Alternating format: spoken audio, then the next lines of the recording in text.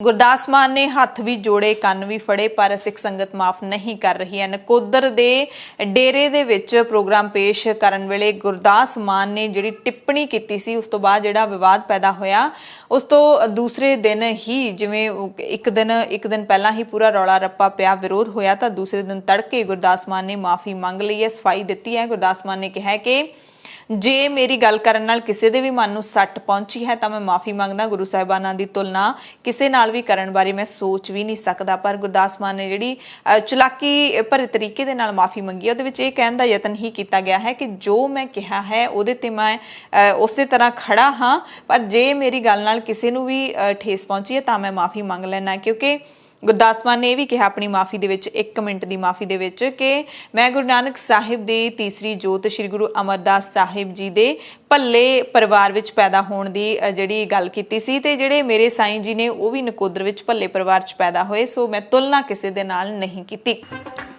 ਮੇਰੀ ਸਰਕਾਰ ਪਤਾ ਕਿੰਨਾ ਦੇ ਬੱਚੇ, ਕਿੰਨਾ ਦੀ ਅੰਸ਼ਵੰਸ਼ ਹੈ? ਗੁਰੂ ਨਾਨਕ ਪਾਤਸ਼ਾਹ ਜੀ ਦੇ ਤੀਜੇ ਸਰੂਪ ਧੰਨ ਧੰਨ ਸ਼੍ਰੀ ਗੁਰੂ ਅਮਰਦਾਸ ਜੀ ਮਹਾਰਾਜ। ਔਰ ਮੇਰੇ ਵੱਲੋਂ ਕਹੀ ਹੋਈ ਗੱਲ ਕਿਸੇ ਦੇ ਦਿਲ ਵਿੱਚ ਵੀ ਗਲਤੀ ਨਾਲ ਵੀ ਕੋਈ ਠੇਸ ਪਹੁੰਚਾ ਗਈ ਹੋਵੇ ਤਾਂ ਮੈਂ ਉਸ ਲਈ 100 ਵਾਰੀ ਮਾਫੀ ਮੰਗਦਾ। ਤੋ ਭਾਵੇਂ ਗੁਰਦਾਸ ਮਾਨ ਨੇ ਮਾਫੀ ਮੰਗ ਲਈ ਹੈ, ਪਰ ਸਿੱਖਾਂ ਨੇ ਇਸ ਮਾਫੀ ਨੂੰ ਫਰਜ਼ੀ ਦੱਸ ਕੇ ਰੱਦ ਕਰ ਦਿੱਤਾ ਹੈ, ਤੇ ਇਹ ਵਿਰੋਧ ਜਿਹੜਾ ਸਿੱਖਾਂ ਦਾ ਮੁਰਾਦ ਸ਼ਾਹ ਦੇ ਡੇਰੇ ਨਕੋਦਰ ਤੱਕ ਵੀ ਪਹੁੰਚ ਗਿਆ। ਖਾਸ ਕਰਕੇ ਨਕੋਦਰ ਦੇ ਥਾਣੇ ਦੇ ਬਾਹਰ ਸਿੱਖ ਸੰਗਤ ਨੇ ਧਰਨਾ ਲਾ ਦਿੱਤਾ।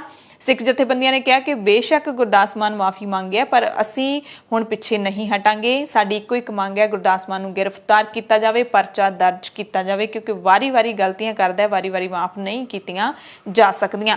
ਹਾਲਾਂਕਿ ਪੁਲਿਸ ਨੇ ਮਾਨ ਦੇ ਮਾਫੀ ਮੰਗੇ ਜਾਣ ਦੇ ਤਰਕ ਦੇ ਕੇ ਵਿਚੋਲਗੀ ਕਰਨ ਦੀ ਕੋਸ਼ਿਸ਼ ਤਾਂ ਬਥੇਰੀ ਕੀਤੀ, ਪਰ ਸਿੱਖਾਂ ਨੇ ਉਲਟੇ ਸਵਾਲ ਦਾਗੇ ਕਿ ਕਿੱਥੋਂ ਦਾ ਅਸੂਲ ਹੈ ਅੰਦਰ ਵੜ ਕੇ ਗਲਤੀਆਂ ਕਰੀ ਜਾਓ ਤੇ ਅੰਦਰ ਵੜ ਕੇ ਮਾਫੀਆਂ ਮੰਗੀ ਜਾਓ, ਵਾਰ-ਵਾਰ ਕੀਤੀਆਂ ਗਲਤੀਆਂ ਨਹੀਂ ਮਾਫ ਕੀਤੀਆਂ ਜਾਣਗੀਆਂ। ਇਸੇ ਮਸਲੇ ਤੇ ਅਸੀਂ ਸਿੱਖ ਹਿਸਟੋਰੀਅਨ ਡਾਕਟਰ ਸੁਖਪ੍ਰੀਤ ਸਿੰਘ ਉਦੋਕੇ ਦੇ ਨਾਲ ਖਾਸ ਇੰਟਰਵਿਊ ਕੀਤਾ ਹੈ, ਜਿਸ ਦੇ ਵਿੱਚ ਡੇਰਾਵਾਦ ਜਾਂ ਫਿਰ ਗੁਰਦਾਸ ਮਾਨ ਅਜਿਹਾ ਕੁਝ ਕਿਉਂ ਕਰ ਰਿਹਾ, ਇਸ ਦੇ ਪਿੱਛੇ ਕੀ ਡੂੰਗੀ ਸਾਜ਼ਿਸ਼ ਹੈ, ਚਾਲ ਹੈ, ਇਸ ਬਾਰੇ ਖਾਸ ਗੱਲਬਾਤ ਕੀਤੀ ਹੈ। ਤੁਸੀਂ ਇੰਟਰਵਿਊ ਵੱਖਰੇ ਵੀਡੀਓ ਦੇ ਵਿੱਚ ਸੁਣ ਸਕਦੇ ਹੋ। ਇਸ ਸਾਰੀ ਪ੍ਰਕਿਰਿਆ ਦੇ ਵਿੱਚ ਸਾਨੂੰ ਸ਼੍ਰੋਮਣੀ ਗੁਰਦੁਆਰਾ ਪ੍ਰਬੰਧਕ ਕਮੇਟੀ ਤੇ ਅਕਾਲ ਤਖਤ ਸਾਹਿਬ ਨੂੰ ਜ਼ਰੂਰ ਇਨਵੋਲਵ ਕਰਨਾ ਚਾਹੀਦਾ।